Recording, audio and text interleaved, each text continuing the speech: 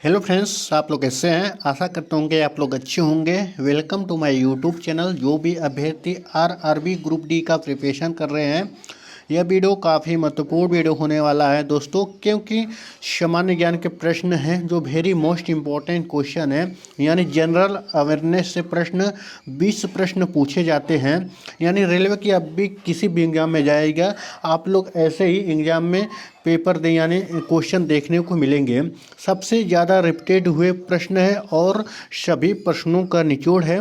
जो 20 प्रश्न है इस वीडियो में दोस्तों 20 प्रश्न होने वाले हैं और 1000 प्रश्नों का टारगेट रखा गया है।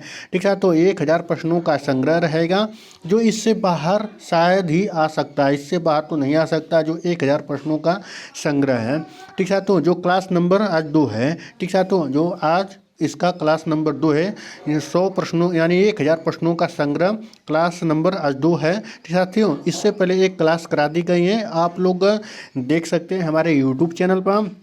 प्रॉपर ढंग से एक प्लेलिस्ट बना दी जाएगी, वहाँ से आप लोग देख सकते हैं आसानी से। ठीक है, तो चलिए दोस्तों वीडियो को स्टार्ट करते हैं। उससे पहले आप लोग से रिक्वेस्ट है कि अगर आप लोग हमारे चैनल पहली बार विजिट कर रहे हैं तो चैनल को सब्सक्राइब कर लीजिएगा और वीडियो को लाइक करेगा। ज़्यादा से ज़्यादा अपने दोस्त यार फ्रेंड के साथ इसे शेयर भी करेगा। साथ ही बेल आइकन प्रेस कर ताकि वीडियो का नोटिफिकेशन आप तक पहले पहुंचती रहे। चलिए दोस्तों वीडियो को स्टार्ट करते हैं। देखिए दोस्तों, जो आपको पता चली होगा कि कितना इसका सिलेबस है। 25 नंबर तक जनरल साइंस है, 25 नंबर मैथ है और 30 नंबर रीडिंग है और 20 नंबर आपका जनरल अवेयरनेस है। ठीक साथियों, यह 100 प्रश्न होते हैं, यानी ग्रुप डी में 100 प्रश्न पूछे जाते हैं। तो चलिए दोस्तों वीडियो को स्टार्ट करते हैं। पहला प्रश्न दिया गया है, बहुत सारे अभ्यर्थी इसको बता सकते हैं कि भारत का राष्ट्रीय पशु कौन सा है। भारत का राष्ट्रीय पशु कौन सा है। शेर है, बाघ है, हाथी है, गैंडा है। जो भारत का राष्ट्रीय पशु कौन सा है तो आप लोग कमेंट करके बताइए दोस्तों। शेर है, हाथी है, बाघ है।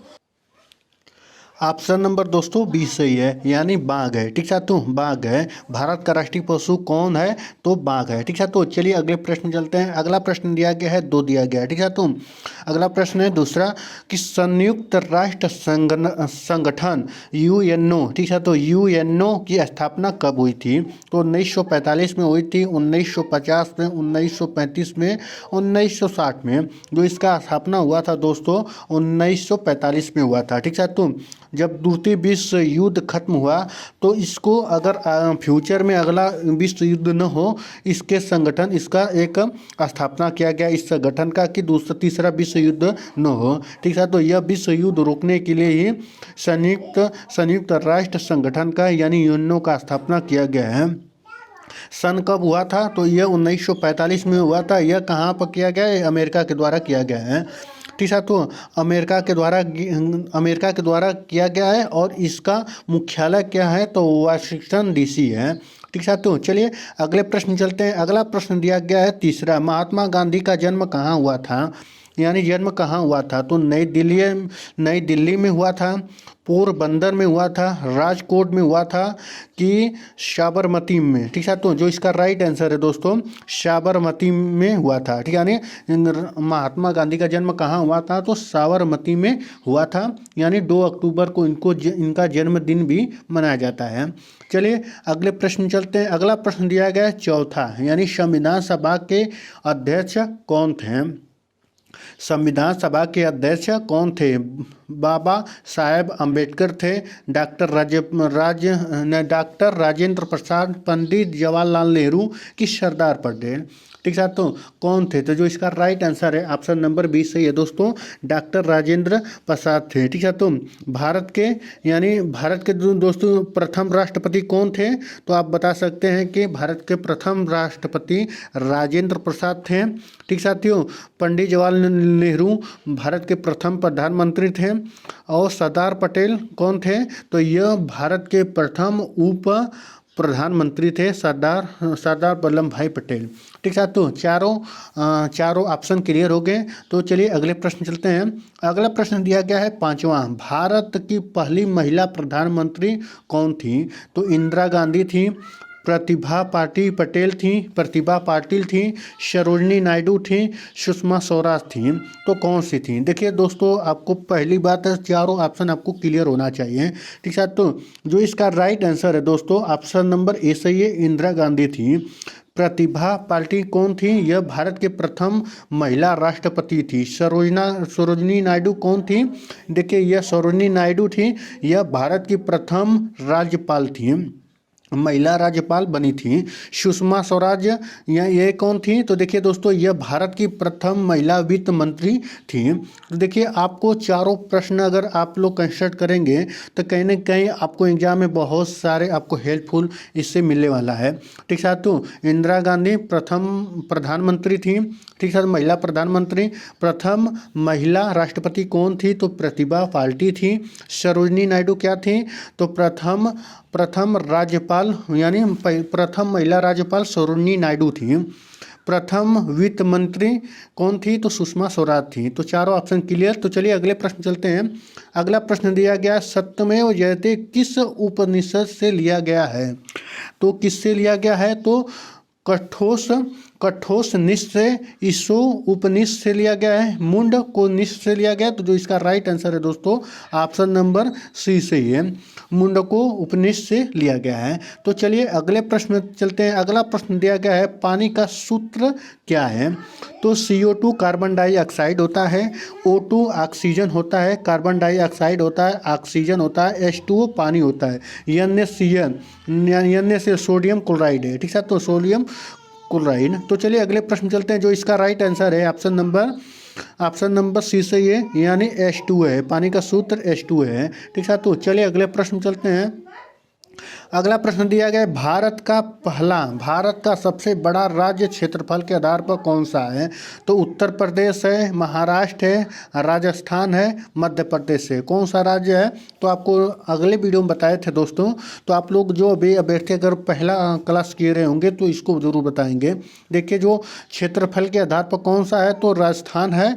और यही पूछ लिया जाए कि क्षेत्रफल के आधार नहीं बल्कि जनसंख्या के आधार पर, यही जनसंख्या के आधार पर पूछ लिया जाए तो आपका उत्तर प्रदेश हो जाएगा, ठीक है। तो सबसे सारस्वता वाला राज्य कौन सा है? तो केरल है। सबसे कम वाला कौन है? बिहार है, ठीक है। तो चलिए अगले प्रश्न चलते हैं। अगला प्रश्न दिया गया है, अगला प्रश्न की 9वां है, ओलंपिक खेलों का आयोजन कितने वर्षों के अंतराल में किया जाता है? 2 वर्ष बाद, 3 वर्ष, 4 वर्ष, 5 वर्ष। कब किया जाता है? तो जो इसका राइट आंसर है ऑप्शन नंबर सी सही है, यानी 4 वर्ष के बाद किया जाता है, 4 वर्षों के अंतराल में किया जाता है। तो चलिए अगले प्रश्न चलते हैं। अगला प्रश्न दिया गया है, संविधान से दिया गया है, संविधान दिवस कब मनाया जाता है? तो 15 अगस्त को मनाया जाता है, 26 जनवरी को, 2 अक्टूबर को, 26 नवंबर को। देखिए दोस्तों, यानी जो इसमें क्या दिया गया है कि 15 अगस्त 1947 में हम लोग को भारत आज़ाद हुआ था, तो यह गणतंत्र दिवस मनाते हैं। यानी जो 15 अगस्त है वह यह स्वतंत्रता दिवस मनाते हैं, ठीक है। तो संविधान दिवस कब मनाया? 26 जनवरी 1950 को संविधान भारत में लागू हुआ।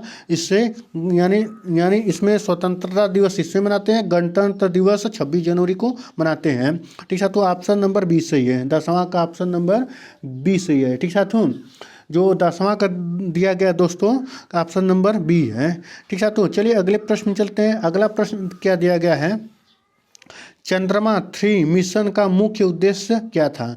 चंद्रमा 3 मिशन का मुख्य उद्देश्य क्या था?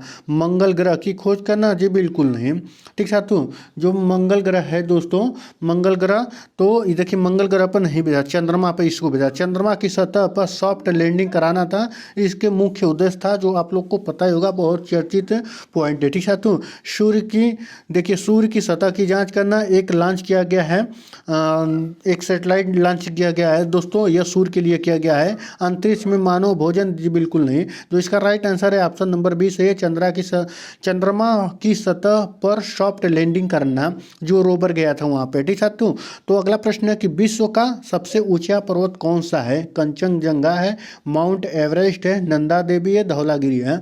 देखिए दोस्तों, जो माउंट एवरेस्ट है दुनिया का सबसे बड़ा यानी विश्व का सबसे बड़ा ऊंचा पर्वत है, भारत में पूछ लिया गया है भारत में कौन सा ऊंचा पर्वत है, तो माउंट केटू या तो कंचनजंगा कर सकते हैं। उसके बाद नंदा देवी है, उसके बाद धौलागिरी है। ठीक है, तो पहले कंचनजंगा है, उसके बाद नंदा देवी है। ठीक है, तो नंबर नंदा देवी है, तीसरा पर धौलागिरी है। ठीक है, तो भारत का सबसे आपसे पूछ लिया है कि भारत का सबसे बड़ा ऊंची चोटी कौन सा है, तो आप बताइएगा कंचनजंगा। और विश्व का सबसे बड़ा तो माउंट एवरेस्ट का बताइएगा, इसका है 8,850 मीटर है, 8,850 मीटर है। तो जो आपके देखिए ऑप्शन में अगर पूछ लिया जाए 8,850 मीटर, तो आप मारिएगा, अगर 8,848 रहेगा तो उसको भी मार सकते हैं। ठीक है, तो उसके भी मार सकते हैं। तो चलिए अगले प्रश्न में चलते हैं। अगला प्रश्न दिया गया है 13।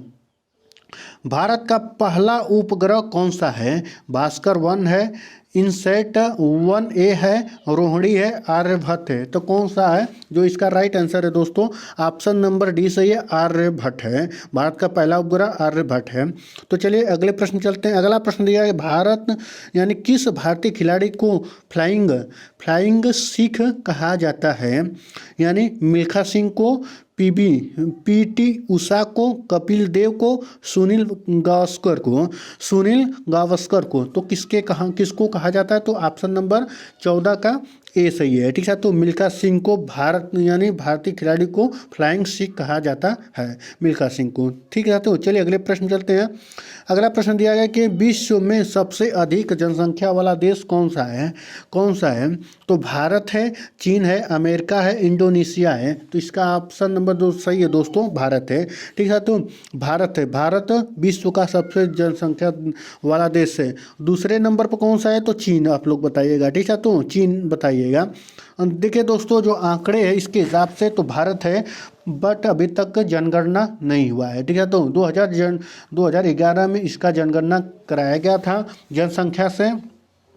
ठीक साथियों, तो अभी तक जनगणना हुआ नहीं है। तो चलिए अगले प्रश्न चलते हैं। अगला प्रश्न दिया गया है 16। लोकसभा की अधिकतम सदस्य संख्या कितनी हो सकती है?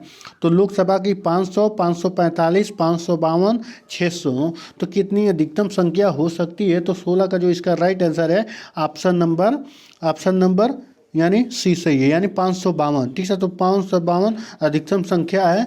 तो ठीक है, तो जो इस समय जो पूरी पद कितने भरे हुए हैं? तो 545 पद भरे हुए हैं। ठीक है, तो जो संख्या है 545, अभी 5 खाली हैं। ठीक है, तो जैसा दोस्तों इसलिए बढ़ाया गया है, जैसे किसी नए जिले का निर्माण होता है किसी भी राज्य में, तो कहीं ना कहीं अब लोकसभा में उसको सदस्यता मिलेगा, वहाँ पर चुनाव होगा, तो इसीलिए बढ़ाकर रखा गया है। तो अधिकतम संख्या इतना है। अगले प्रश्न चलते हैं। अगला प्रश्न दिया गया है 17। जनगण मन के रचयिता कौन है? बंकिम चंद्र चट्टोपाध्याय थे, रविन्द्रनाथ टैगोर, महात्मा गांधी, सुभाष चंद्र बोस। जनगण मन की रचयिता कौन है? तो जो इसका राइट आंसर है 17 का दोस्तों ऑप्शन नंबर बी सही है, यानी रविन्द्रनाथ टैगोर जी थे। तो चलिए अगले प्रश्न चलते हैं। अगला प्रश्न दिया गया भारत में सबसे बड़ा रेल नेटवर्क किसके पास है? तो कोलकाता मेट्रो के पास है, दिल्ली मेट्रो, भारतीय रेलवे, मुंबई लोकल। ठीक है, तो मुंबई लोकल। तो कौन सा है जो इसका राइट आंसर है? ऑप्शन नंबर सी सही, भारतीय रेलवे के पास सबसे ज़्यादा है। भाई मेट्रो देखिए, मेट्रो बहुत होगा, 2 नहीं 400 होगा, मगर भारतीय रेलवे के पास 9 से 10 हज़ार किलोमीटर तक इसका रेलवे का जाल है। ठीक है, तो चलिए अगले प्रश्न चलते हैं। अगला प्रश्न है 19। भारत में राष्ट्रपति का कार्यकाल कितने वर्षों का होता है? तो 4 वर्ष, 5 वर्ष, 6 वर्ष, 7 वर्ष। देखिए भारत का जो कार्यकाल कितना होता है, तो यह 5 साल का होता है। राष्ट्रपति का 5 साल का होता है। ठीक है, तो चलिए अगले प्रश्न चलते हैं। अगला प्रश्न दिया गया है 20 है। 20वां क्या दिया है कि भारतीय रुपया का चिन्ह किस वर्ष अपनाया गया? 2008 में, 2010 में, 2012 में, 2014 में। जो भारतीय रुपया का जो चिन्ह है वह किस सन में अपनाया गया? तो जो इसका राइट आंसर है दोस्तों ऑप्शन नंबर 20 सही है, 2010 में इसको अपनाया गया। ठीक है, तो 2010 में इसको अपनाया गया भारतीय रुपया चिन्ह जो ऐसे होता है। ठीक है, तो इसको चिन्ह को अपनाया गया। तो जो दोस्तों आपके जो 20 वेरी इंपॉर्टेंट क्वेश्चन थे समाप्त हो गए इस वीडियो में दोस्तों। और आप लोग जाकर पहले वाले देख लीजिएगा, क्योंकि इसको हम ऐड कर देंगे प्लेलिस्ट में। वेरी मोस्ट इंपॉर्टेंट क्वेश्चन थे। चलिए दोस्तों, मिलते हैं नेक्स्ट वीडियो में, नेक्स्ट अपडेट और नेक्स्ट टॉपिक से। धन्यवाद।